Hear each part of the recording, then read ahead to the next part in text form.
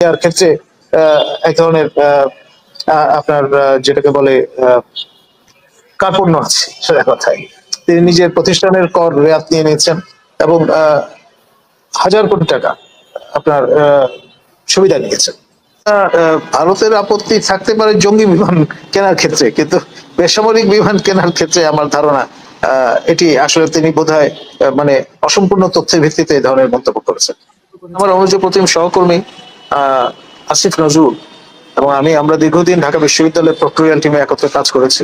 তার সঙ্গে আমার একটা ব্যক্তিগত সম্পর্ক আছে। তো সেই কারণে আমি যেটি বলবো যে তিনি আপনার যথেষ্ট মিডিয়া সচেতন একজন ব্যক্তিত্ব এবং লক্ষ লক্ষ লোক তার বয়ান আপনার হাসিনার আমলে শুনেছে এবং তার যাতায়াত সর্বত্র। তিনি 24 জন রাষ্ট্রদ্রোহীর একজন, তার নামে মামলা হয়েছিল সেই আপনার জাহানার ইমামের নেতৃত্বে যে আন্দোলনটি গড়ে উঠছিল সেই সময়। এবং তিনি আপনার নানান সময়ে নানান রকমের বক্তব্য হাজির করেছেন। কনটেক্সটটা বুঝতে হবে কেন, কোন সময় কেন এই ধরনের বক্তব্যটা রাখলেন, সেটাই শেষ কথা নয়। এখন যা বলছেন এটাও আমার ধারণা তার শেষ কথা নয়। জনপ্রিয়তা ওঠানামা করে, মানুষের আপনার অ্যাকসেপ্টেন্স এক এক সময় এক এক রকম হয়, সেই বিষয়গুলোকে মাথায় রেখে হয়তো তিনি এই ধরনের বক্তব্য হাজির করছেন। খ্রিস্টনয় বশির মহোদয়, আমাদের মাননীয় উপদেষ্টা, বাণিজ্য উপদেষ্টা, তিনি সর্বাত্মক চেষ্টা করছেন। মাননীয় নিরাপত্তা উপদেষ্টা খলিল রহমান তিনিও বসে নেই, দৌড়ঝাঁপ কম করছেন না। কিন্তু বিষয় যেটি সেটি হচ্ছে, ধরুন আমাদের দৃষ্টিতে 25টি বই আপনার বিশাল একটা বহর, কিন্তু মার্কিনদের দৃষ্টিতে এটা পিনাট। তারা এমনি ধরে নিয়েছে বাংলাদেশ যদি 200 বিমান ক্রয় করে তাহলে হয়তো তারা একটা চিন্তা ভাবনা করতে পারে, সেটা সামর্থ্য তো আমাদের নেই। এখন প্রফেসর ইউনূসের মতো একটি সরকার, যেটি ইন্টারিম গভর্নমেন্ট, জনগণের প্রতিনিধিত্ব করে না, সেই সরকার যদি এই বোয়িং কেনে তাহলে পরবর্তী যারা জনপ্রতিনিধি আসবেন তারা সেটা মানবেন কেন? মানে সেরকমের প্রশ্ন কিন্তু আমরা সালাউদ্দিন মহোদয়, যিনি বিএনপির শীর্ষ নেতা অন দ্য গ্রাউন্ড, তার মুখ থেকে আমরা শুনেছি। তো ফলে এটা নিয়ে নানান রকমের আপনার দ্বিধাদ্বন্দ্ব আছে। আর আলটিমেটলি জনগণকে কিন্তু এই টাকা শোধ করতে হবে, প্রফেসর ইউনূসকে কিন্তু তখন পাওয়া যাবে না। এমনিতে তার একটা আমরা দেখেছি যে কর দেওয়ার ক্ষেত্রে এক ধরনের আপনার যেটাকে বলে কার্পণ্য আছে সেটা কথাই। তিনি নিজের প্রতিষ্ঠানের কর রেয়াত নিয়ে নিয়েছেন এবং হাজার কোটি টাকা আপনার সুবিধা নিয়েছেন। ব্যক্তি ইউনূস নিয়েছেন সেটা আমি বলছি না, তার প্রতিষ্ঠান। কারণ তিনি এই প্রতিষ্ঠানের সঙ্গে মিলে যৌথভাবেই কিন্তু নোবেল পুরস্কারের দ্বারা সম্মানিত হয়েছে। সেই জন্য গ্রামীণ তার বেবি, এটা স্বীকার করতেই হবে। মানে তাকে গ্রামীণ থেকে বিচ্ছিন্ন করার কোনো জো নেই এবং গ্রামীণে তার সঙ্গে কাঁধে কাঁধ মিলিয়ে কাজ করেছেন মাননীয় উপদেষ্টা নূরজাহান। সে কারণেই কৃতজ্ঞতা স্বরূপ তিনি তাকে স্বাস্থ্য উপদেষ্টার মতো একটি মর্যাদাপূর্ণ দায়িত্ব প্রদান করেছেন, মন্ত্রী মর্যাদা।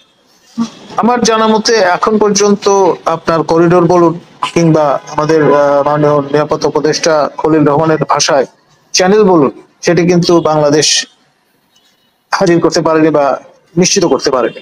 ফলে এই ডেলিভার করতে না পারাটা এটা এক ধরনের অক্ষমতা আমাদের বর্তমান ইন্টারিম গভর্নমেন্টের, এবং সেটার মূল্য তাদের অবশ্যই দিতে হবে। বিকজ মার্কিন দৃষ্টিকোণ থেকে টাইম ইজ মানি। তারা তো অনেক আগেই বার্মা অ্যাক্ট প্রণয়ন করেছেন, প্রচুর রিসোর্স বরাদ্দ করেছেন। এখন এই 7 মণ ঘি ঢেলে যদি রাধা না নাচে তাহলে তাদের জন্য রাগান্বিত হয়। ভারতের আপত্তি থাকতে পারে জঙ্গি বিমান কেনার ক্ষেত্রে, কিন্তু বেসামরিক বিমান কেনার ক্ষেত্রে আমার ধারণা এটি আসলে তিনি বোধহয় মানে অসম্পূর্ণ তথ্যের ভিত্তিতে এই ধরনের মন্তব্য করেছেন। ব্যক্তিগতভাবে আমি মাননীয় স্বরাষ্ট্র উপদেষ্টাকে অনেকদিন ধরে চিনি, তার সঙ্গে ইন্টারাক্ট করেছি নানান সময়ে, এবং তিনি খুব চাইল্ড লাইক একটা সিম্পলিসিটি তার মধ্যে আমরা খুঁজে পাই। অকপটে অনেক কথা বলে ফেলেন এবং সেটি মিডিয়াও খুব কায়দা করে প্রচার করে। তো ফলে এই কাণ্ড করে একটা স্বরাষ্ট্রমন্ত্রী হিসেবে বা উপদেষ্টা হিসেবে যে ভাব গাম্ভীর্য এবং যে শীতলতা এই পদজনিত কারণে থাকবার কথা, অন্য মন্ত্রণালয়ের তুলনায় এটি কিন্তু অনেক বেশি সেন্সিটিভ মন্ত্রণালয়।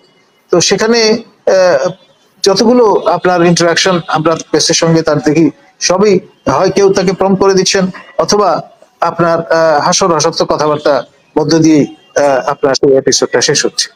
তো ফলে এক ধরনের চাইল্ড লাইক সিম্পলিসিটি তার মধ্যে বজায় থাকবার কারণে কেউ তার কথাবার্তা খুব একটা সিরিয়াসলি নিচ্ছেন বলে আমার মনে হয় না। আমি যেটি বলবো সেটি হচ্ছে যে সময়টা খুবই নাজুক। আমরা যারা বিগত সরকারের বিভিন্ন কর্মকাণ্ডে নিরিখে সমালোচনা মুখর ছিলাম, আমাদের প্রত্যাশা ছিল গগনচুম্বী। এবং আপনার খেয়াল আছে, আপনি আমি সহ আমরা কিন্তু সাইবার সিকিউরিটি অ্যাক্টের আওতায় মামলার আসামিও হয়েছি এবং অনেকবার চট্টগ্রাম সাইবার আদালতে হাজিরা দিতে হয়েছে। তো এইরকম একটি আপনার ব্যাকগ্রাউন্ড থাকার পরে আমাদের প্রত্যাশা ডেফিনেটলি অনেক বেশি থাকবে। সেই পরিমাণে চিন্তা করলে, সেই বিবেচনায় আমরা কিন্তু ইন এ ওয়ে একটু হতাশ হয়েছি এই সরকারের পারফরমেন্সে। তাদের আরো অনেক ভালো একটা, আপনাদের হয়তোবা এক এক জনের এক এক রকম এই ভিডিওটা দেখার পরে মন্তব্য, মনের ভিতরে নানান প্রশ্ন আপনাদের ভিতরে জাগতে পারে। সেটা আপনারা অবশ্যই কমেন্ট বক্সে প্রকাশ করবেন, আমি উত্তর দিব ইনশাআল্লাহ।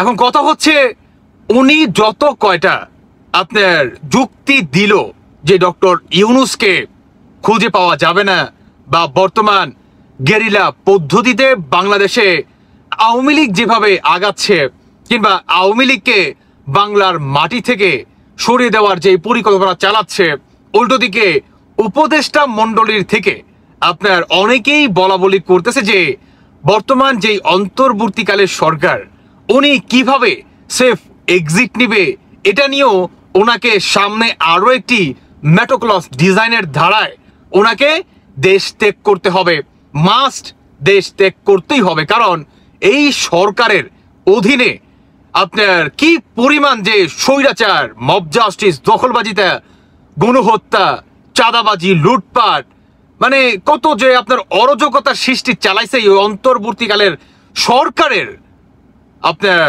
আমলে, বা অন্তর্বর্তী সরকারের যেই দল আছে এনসিপি পার্টি, তাই না, তারা যে চালাইছে। তো এগুলোর তো একটা মানে ফিডব্যাক কিংবা আপনার রিভেঞ্জ বলতে একটা শব্দ আছে, যেই সরকারি আসুক না কেন, এর ভিতরে আওয়ামী লীগ হচ্ছে অন্যতম, তাই নয় কি? তো এর জন্যই হচ্ছে উনি এতগুলা যুক্তি দিলেন, বুঝতে পারছেন, যে সামনে ডক্টর ইউনূসকে খুঁজে নাও পেতে পারেন।